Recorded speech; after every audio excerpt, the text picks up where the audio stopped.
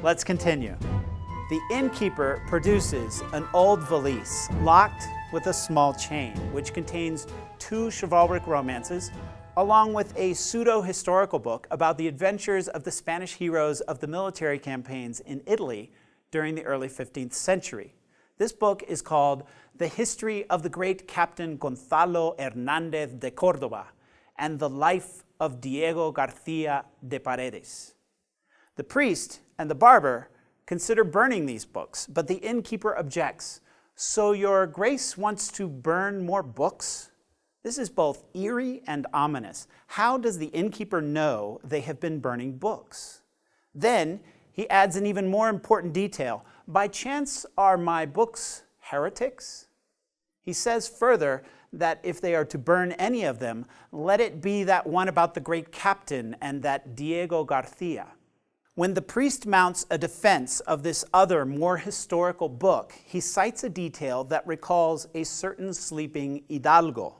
Diego García de Paredes was of such bodily strength that with one finger he could stop the wheel of a mill turning at full force.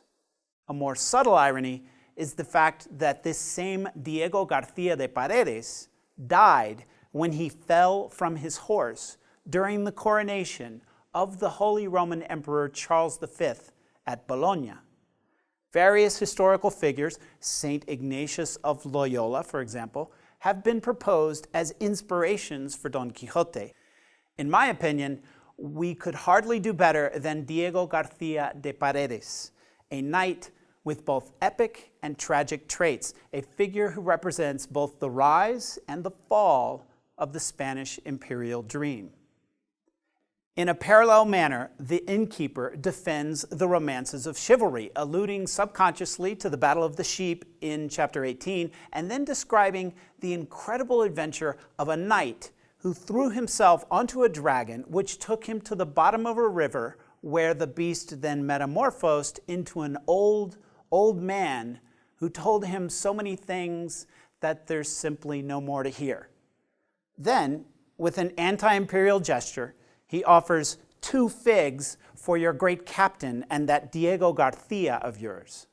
Here, Dorotea whispers to Cardenio that the innkeeper could easily make a second part to Don Quixote.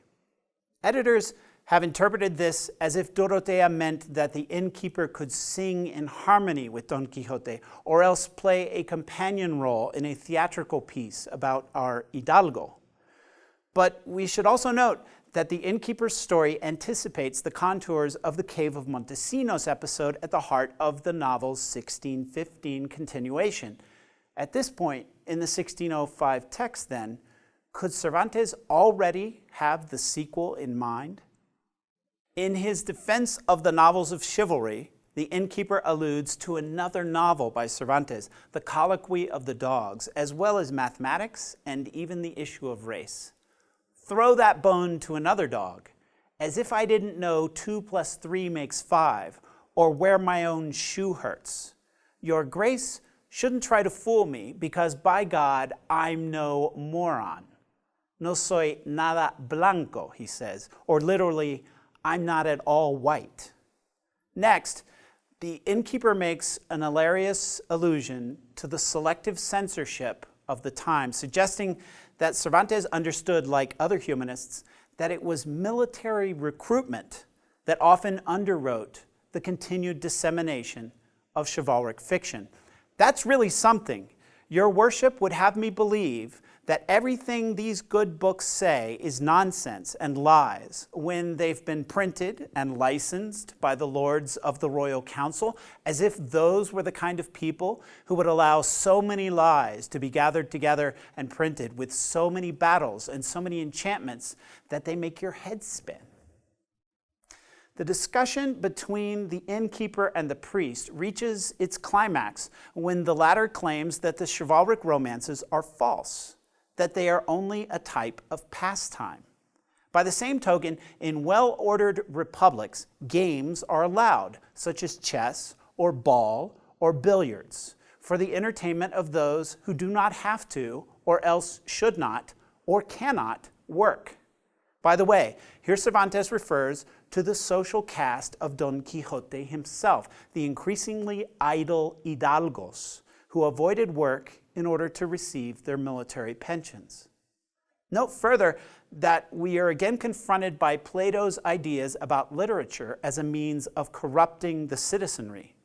On a happier note, perhaps the true moral of the confrontation between the priest and the innkeeper is that through dialogue, it is possible to accept the existence of more than one point of view. When the priest says that he hopes the innkeeper won't go crazy like Don Quixote, the host calms down. There's no chance of that, because I'm not so crazy as to make myself a knight errant. Suddenly, Sancho enters the scene and was very confused and thoughtful regarding the debate. The squire's appearance might also allude to a relation between chivalric literature and the slave trade by which he plans to get rich. Finally, the priest removes from the innkeeper's valise the novel of the curious impertinent.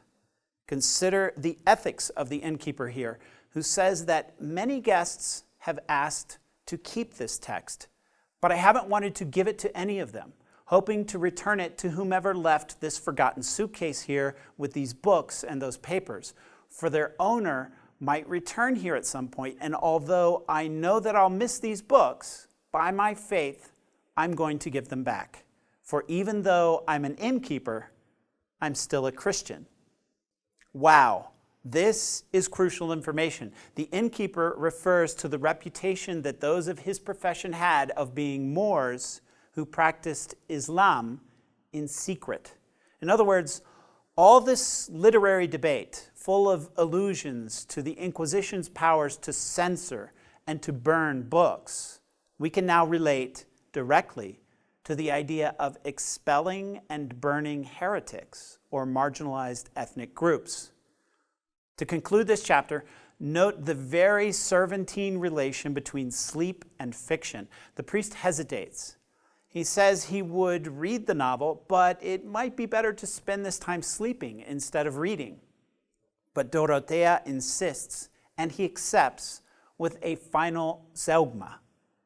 I'll read it out of mere curiosity. Perhaps it will please us with some of its own.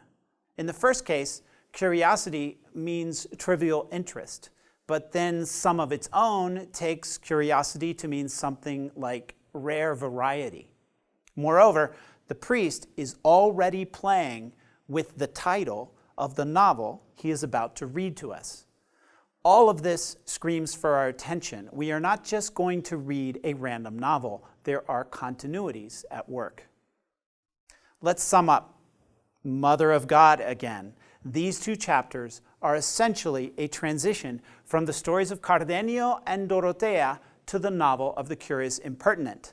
But there's still a lot here. In chapter 31, Cervantes continues developing the themes of Dulcinea's questionable ethnicity and Sancho's fantasy about becoming a rich slaver once his master frees the people of Micomicon. The ironies here are excruciating. And the arrival of Andres further stresses and complicates the ethical problems lodged in Don Quixote's mission. As for chapter 32, we should recognize the complex relations Cervantes establishes between an ongoing literary debate over the function and even the admissibility of narrative fiction and the social tensions among a range of military, national, ethnic, and religious groups. Finally, the sexual outburst by the innkeeper's wife suggests yet again that there is a relation at the heart of Don Quixote between carnal desire and imperialistic fantasy. So I just have one question. Who is the owner of the case that the innkeeper has just produced? Cardenio? Ginés de Pasamonte? One of the guards of the galley slaves? An anonymous reaper from somewhere in Andalusia? Or a certain soldier and writer returned from his military service in Italy? Perhaps the answer is all of these.